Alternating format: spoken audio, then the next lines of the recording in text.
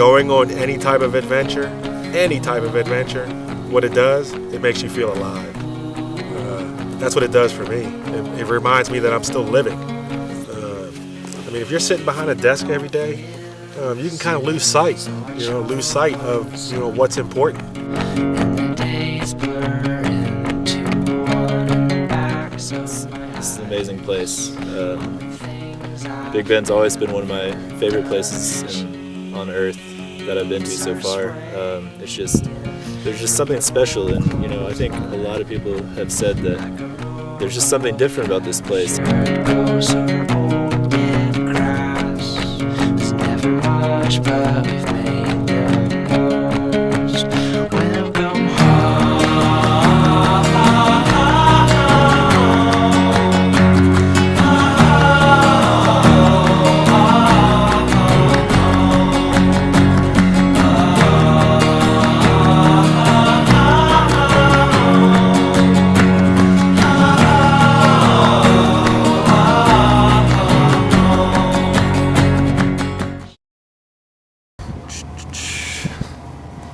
Finally arrived at the junction. Made it to Big Bend National Park. Please stand by. Your receipt is printed. Got in last night, 7:30. Temperature started to drop pretty quickly. It's crazy because you haven't seen darkness until you come to a place like this where there's no lights. There's the artificial lights they have here. They keep pretty dim. So we roll in and all you see is your headlights. You see that is your world, is the window of your headlight. Got camp set up. Got the gas stoves out. Cooked the mountain house. Set up the tents.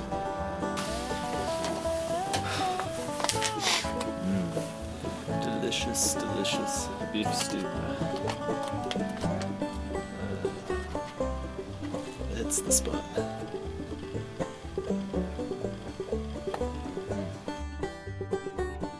I'm Christopher Gibson. I'm part of an adventure team based out of North Texas. My name is Tyler C. Ferguson. By trade, I'm an adventure filmmaker and photographer. I also do just a lot of outdoor adventures, and I'm here kind of teaming up with Chris and some of the people at the North Texas Outdoor Pursuit Center, and we're starting a new project, some new adventures. Goals for this weekend is to come out here and kind of do some reconnaissance for a much larger expedition that we're going to do here in the near future. So we're just trying to come out here and get a lay of the land, see how it's laid out, see what the conditions on the ground are, elevation gains, that sort of thing. What's it going to take to do our next big project, and really just to get out, just to come out here, and like I was saying before, it's about rejuvenation. When I go back to the real world, I'm going to be pumped.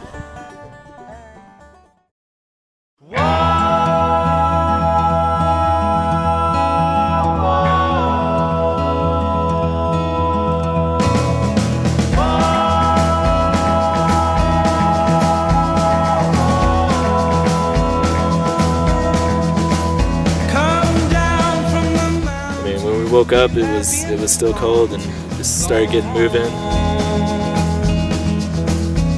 The spring is upon us, follow my only song.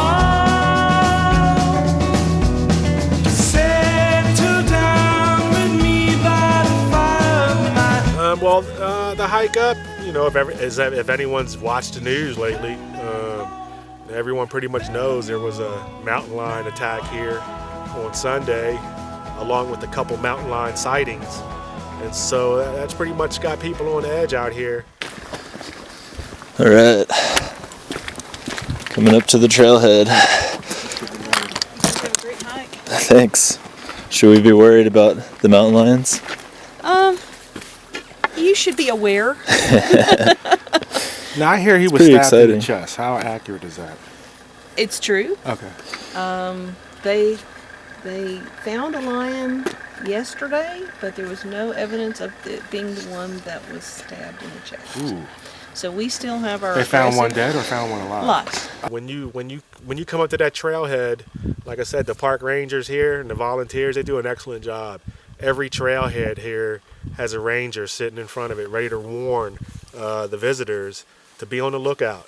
Be on the lookout because the mountain lion is still loose.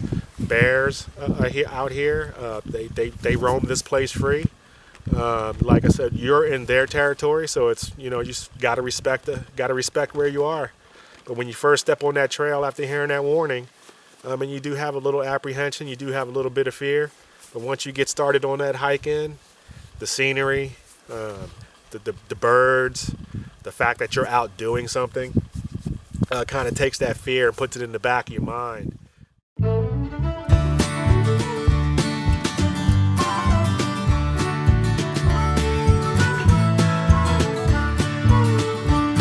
I used to see 200 miles into Mexico, but I don't anymore.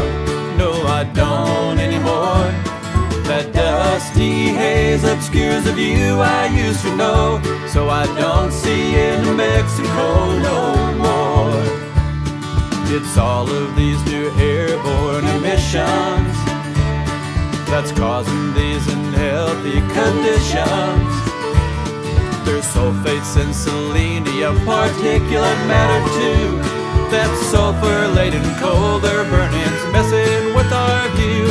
Oh, I used to see 200 miles into Mexico, but I don't anymore. No. We've been good so far, and once we started moving and just got into the swing, you have your routine. Whenever you're hiking and you're on an adventure, you kind of got your mindset, and you really get moving, and your blood gets flowing, and you get into the action, and it's interesting because you start feeling yourself kind of melding into the wilderness. Like you become part of this world. Like everything else kind of disappears, and you feel like you're part of the scenery. But I don't anymore. No, I don't anymore. That non-point pollution has got way out of hand, so I don't swim in the Rio Grande no more. So we're up at Laguna Meadows, and we only had a couple of hours daylight left, so we made the decision to head back down the trail because we had some scouting we wanted to do over at Cattail Falls. And we made it out, back to the car. And just headed out of the basin. It's a really cool drive out through the basin, heading out onto the plains. When you do adventurous stuff, or anything really, you got to be prepared, and the adventure vehicle doesn't really have a spare tire, so we had to make a decision on were we going to drive down the dirt road and risk a flat, or do we leave the truck here and hike in? So we hiked in down the four-wheel drive, the gravel road, and it's pretty cool. The mountains all around, windy. There were a little bit of clouds coming in, but overall the weather was good. So we just kind of trucked it on in, and so the hike was probably 2.5 miles to Cattail Falls and 2.5 miles out. And down the road and to the trailhead. And we get to the trailhead, and we're always reminded of that mountain lion. This part was a little scarier because if I was a mountain lion, Cattail Falls area is probably where I would want to hang out because there's water, there's a lot of prey come there to drink. So it was kind of a little sketchy walking in there. I felt like there could be a lion watching us at any time. Well, and while we were over at Cattail Falls, we kind of scoped that out because we're thinking about that as an area to exit the basin, and we're trying to see if that's a possibility to get out. We scoped it out, and we headed out of there, hiked out, and drove on down to the Rio Grande.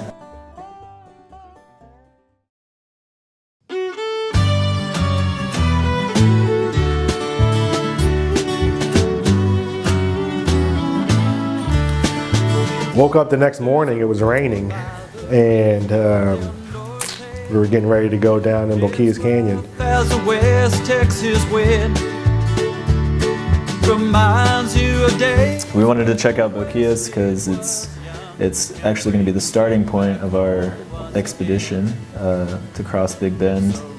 And so we wanted to scope that out and see what the terrain's like out there. And sometime we're running too fast. We hiked in, wonderful hike, short hike too, maybe, what was it, 0.7 miles round trip. We were the only ones there, which was kind of cool. it's just a beautiful place. The walls rise for 1,000 feet on either side, and the river was actually real clear blue-green, which I haven't really seen it like that before. Running right through the canyon, and it was a really majestic scene. Kind of took that all in, poked around there a little bit, and then headed back out to the completion of our journey. Your exterior fares poorly too, but it's good for your soul and your spirit. To me, what makes Big Bend special, and I've been in a lot of national forests, a lot of national parks, what makes Big Bend special to me is its diversity, environmental and biodiversity.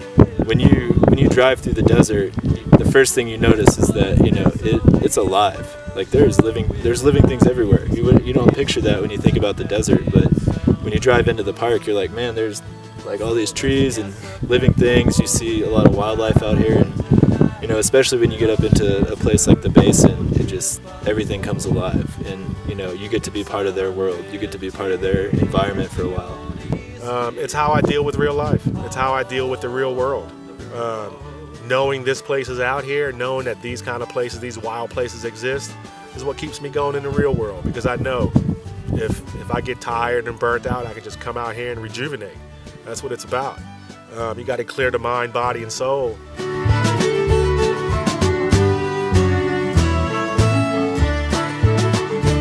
There's a road by the Rio del Norte. It's rough as the West Texas wind.